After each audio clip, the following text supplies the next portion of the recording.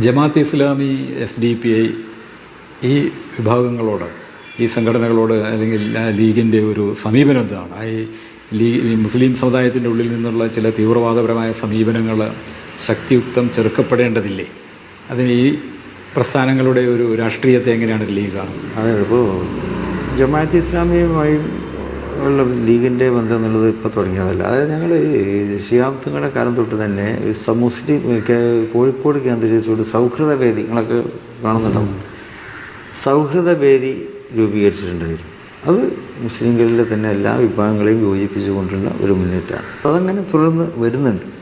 പിന്നെ ഇപ്പോൾ അടുത്ത കാലത്തായിട്ട് ജമാഅത്ത് ഇസ്ലാമി മുസ്ലിമുമായിട്ട് യോജിക്കുന്ന, അതായത് ജനാധിപത്യ മുന്നണിക്ക് അവരുടെ വോട്ടുകൾ നൽകാൻ അവർ തയ്യാറാകുന്നുണ്ട്.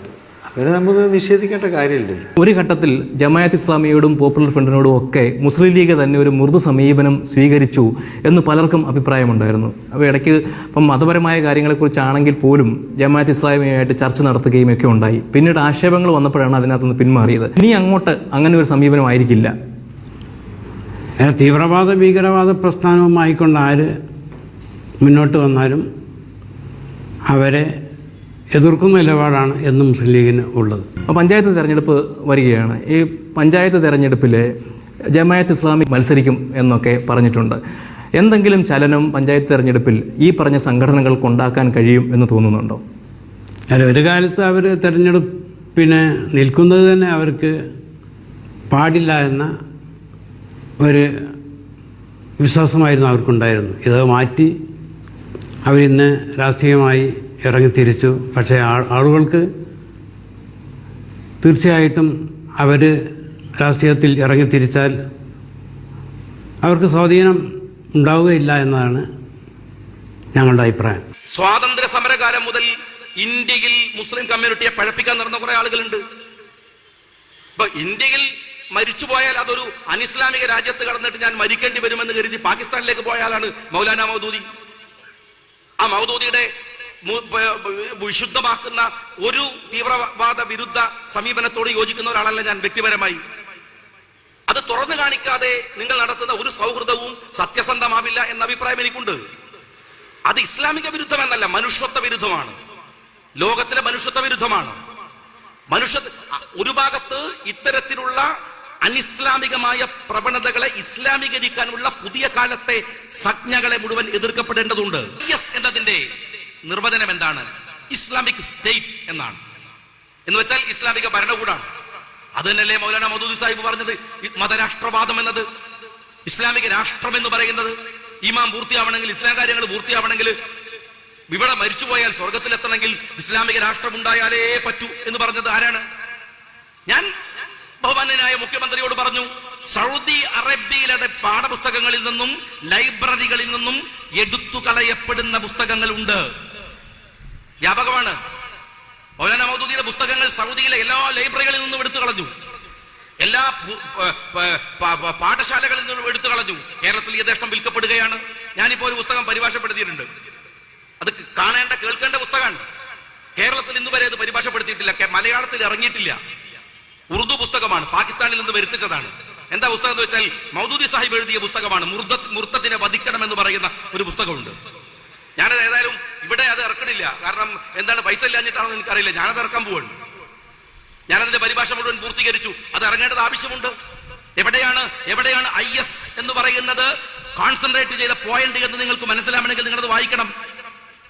മനുഷ്യത്വ വിരുദ്ധതയുടെ മുഴുവൻ അംശങ്ങളും വലിച്ചെടുത്ത് പുറത്തിട്ട് കൊടുത്തിട്ട് നിങ്ങൾ വായിക്കോന്ന് പറയാം. എന്നിട്ട് ഇബിലിസ് മാറിക്കണമാതിരി കുറച്ച് ദൂരം മാറി നിന്നിട്ട് ഞങ്ങളൊന്നുമില്ലേ, ഞങ്ങൾ കണ്ടോ സാധുക്കള്. നിങ്ങൾ സാധുക്കളായിട്ട് വല്ല കാര്യമുണ്ടോ? ഈ ആശയം മുഴുവൻ തീയല്ലേ? ഈ ആശയം മുഴുവൻ മതവിരുദ്ധതയല്ലേ? ഈ ആശയം മുഴുവൻ മാനവികതക്കെതിരല്ലേ? മറ്റൊരു രാജ്യത്ത് പോയ വായു പോലും ശ്വസിക്കാൻ പാടില്ല എന്ന് പറയുന്നേക്കാൾ വലിയ മാനവിക വിരുദ്ധത എന്താ ഉള്ളത്? ഇസ്ലാമിക രാജ്യമല്ലാത്തടത്ത് പോയാൽ നിങ്ങൾക്ക് വാങ്ങുന്ന ശമ്പളം ഹറാമെന്ന് പറയുന്നതിനേക്കാൾ വലിയ മാനവിക വിരുദ്ധത എന്താ ഉള്ളത്? നിങ്ങൾക്ക് ഇന്ത്യയോട് ലയിച്ചു ചേരണമോ? ഇന്ത്യൻ സെക്കുലറിസത്തോട്, ഇന്ത്യൻ ഡെമോക്രസിയോട്, ഇന്ത്യയുടെ വ്യവസ്ഥിതിയോട് നിങ്ങൾക്ക് ലയിച്ചു ചേരണമോ?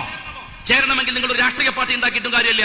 നിങ്ങൾ മൗലാന മൗദൂദിയെ തള്ളി പറഞ്ഞ മതിയാവൂ, അലി ശരീഅത്തിയെ തള്ളി പറഞ്ഞ മതിയാവൂ, സയ്യദ് കുത്തുബിനെ തള്ളി പറഞ്ഞ മതിയാവൂ. സയ്യദ് കുത്തുബ് ഒരു കക്ഷത്തും മൗലാന മൗദൂദി മറുകക്ഷത്തും അലി ശരീഅത്തി തലയുടെ മുകളിലും വെച്ചിട്ട് നിങ്ങൾ രാജ്യത്ത് എന്ത് സൗഹൃദം ഉണ്ടാക്കാനാണ് ശ്രമിക്കുന്നത്? എന്നിട്ട് രാജ്യത്തെ സൗഹൃദത്തിന്റെ പാന്താവിലേക്ക് കൊണ്ടുവന്ന ഒരു മഹാപ്രസ്ഥാനത്തെ നിങ്ങൾ തീവ്രവാദത്തിന്റെ പട്ടികയിൽ കൊണ്ടുപോയി ചേർത്താൻ ശ്രമിക്കുകയാണ്. നിങ്ങൾ എത്ര വലിയ ആക്ഷേപങ്ങൾ ഉന്നയിച്ചാലും, എന്നെ നിങ്ങൾ അങ്ങ് കടിച്ചു പറിച്ചു തിന്നാലും, ഞാൻ മാധ്യമം പത്രത്തോടും മീഡിയ വൺ ചാനലിനോടും ജമാഅത്തെ ഇസ്ലാമിയോടും പറയട്ടെ, മൗലാന മൗദൂദിയെ നിങ്ങൾ കളയുന്നത് വരെ നിങ്ങളുടെ മതവിരുദ്ധതയും ഇസ്ലാമിക വിരുദ്ധതയും തുറന്നു പറഞ്ഞുകൊണ്ടേയിരിക്കും ഞാൻ. അതെന്റെ ബാധ്യതയാണ്, അതെന്റെ ഉത്തരവാദിത്തമാണ്. അതാർക്കു വേണ്ടിയുമല്ല, അത് ഞാൻ എന്റെ അഹം എന്ന് പറയുന്നത് എന്റെ ഉള്ളിലേക്കുള്ള എന്റെ ഉത്തരവാദിത്തമാണ്. ഇവിടെ ഈ വർഗീയവാദികളൊന്നും തോൽപ്പിച്ചത് മുസ്ലിങ്ങളൊന്നുമല്ല, ഞങ്ങൾ തെറ്റിദ്ധരിക്കൊന്നും വേണ്ട.